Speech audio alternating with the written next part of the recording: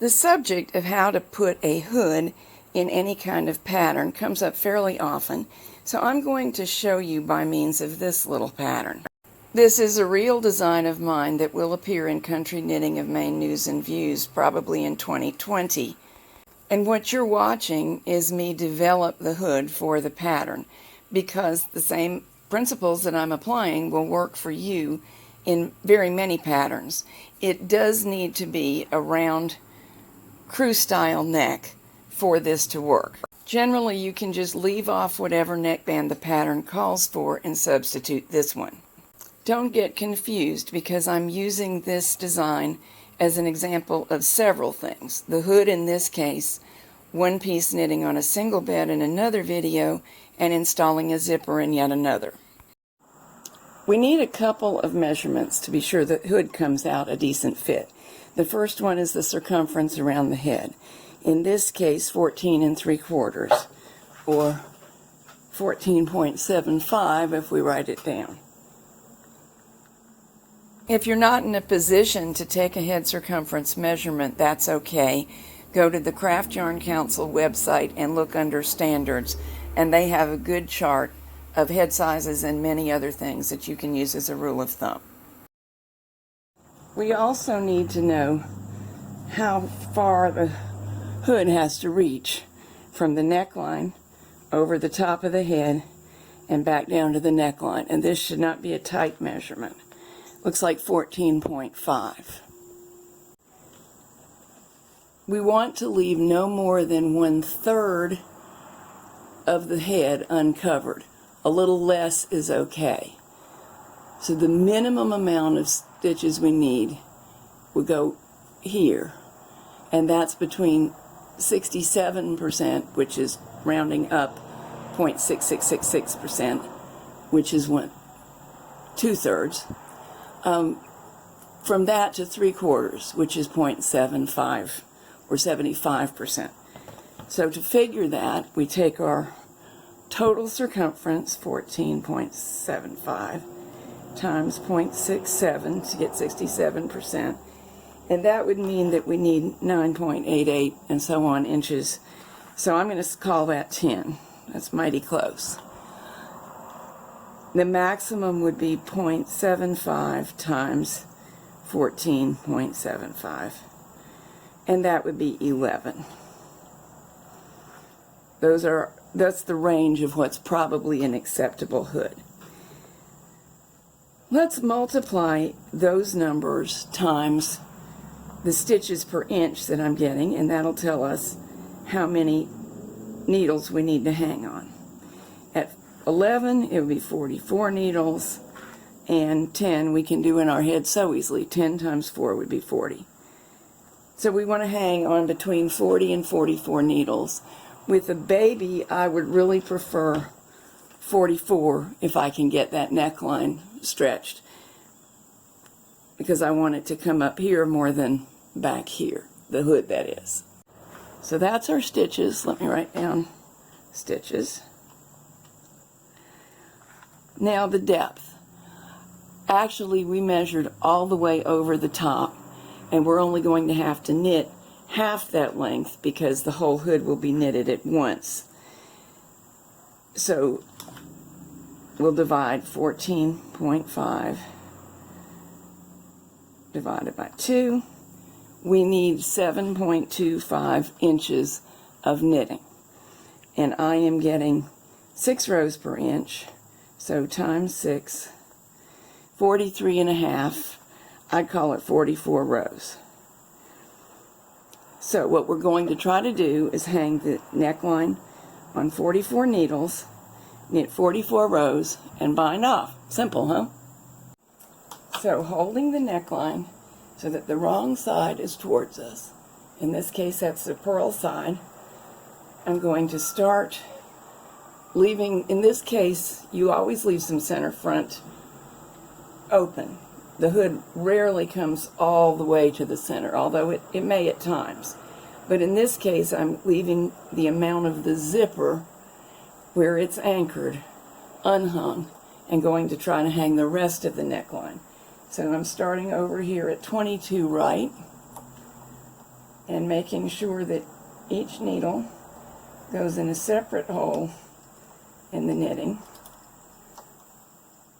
all the way up to the shoulder. We want a total of 44 stitches if possible. The back neck consists of 16 bound off stitches, so we'll hang those stitch for stitch, and that leaves 28 to be divided between the two side neck fronts, so that should be 14 on each side. At this point, 14 were hung on the right side, 16 across the center back. I'm hanging 14 on the left side, and then we'll be ready to knit. And there is a shortcut to getting these evenly hung. 1, 2, 3, 4, 5, 6, 7, 8, 9, 10, 11, 12, 13, 14.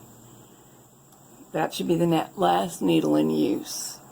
So if I put it through the last position on the neckline that I want to be hung, it becomes very easy to get the rest of them evenly spaced. Always double checking that a separate opening in the knitting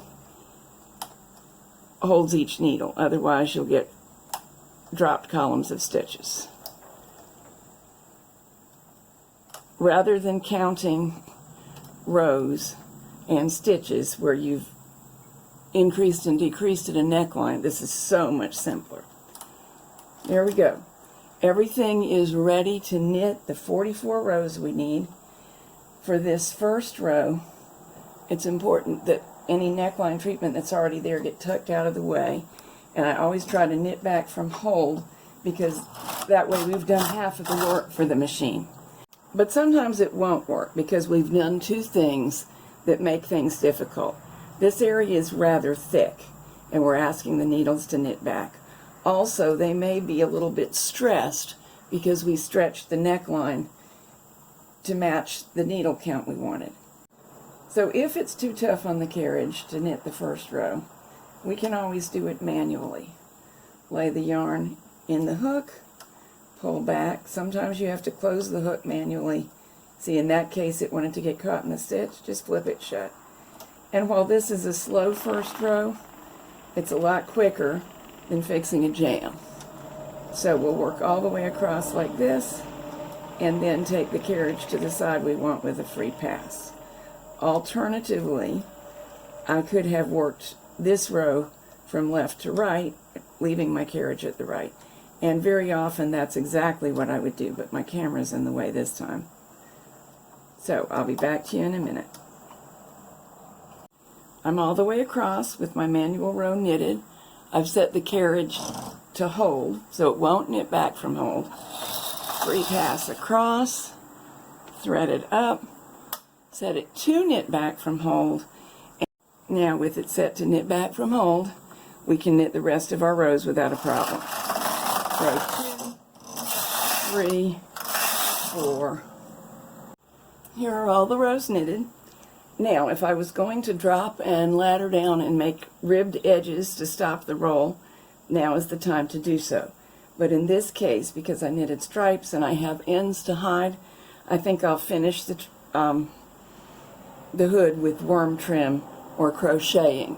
So in this case, we're ready to bind off now. Here's what it looks like just off of the machine. Basically, it's an enormous collar extending up from most of the neckline right now. Here's a test fitting, looking good. We just need to seam the top edges, and as you can see, you really have the option of letting this alone, because that edge will roll inward a little bit and then stop. But either do that or do a finish such as worm trim. So here we're seaming the top edges where we bound off. Actually, here's the fold at the center back. These are the areas around the face that were the edges of the work while it was on the machine. And any seam that you like is acceptable. I'm using the back stitch. So I've come up, then I'm backing up, going into the next area.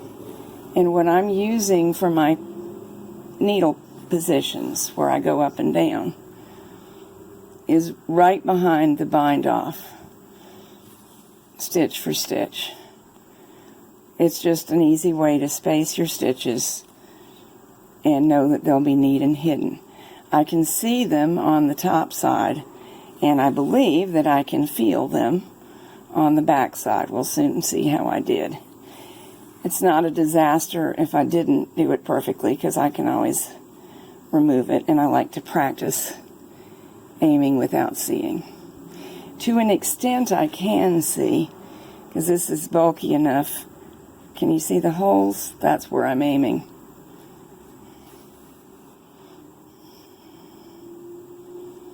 And when you get almost to the fold, you have the option of doing one of two things to avoid having a point. You can stitch a little bit there, change your stitching line, in other words, and it's really not going to hurt anything that there's a little bit of extra fabric at the crown. Or you can do this, it's change to running stitch, and pull it a little tighter than the remainder of the seam has been, and then come back and reinforce that.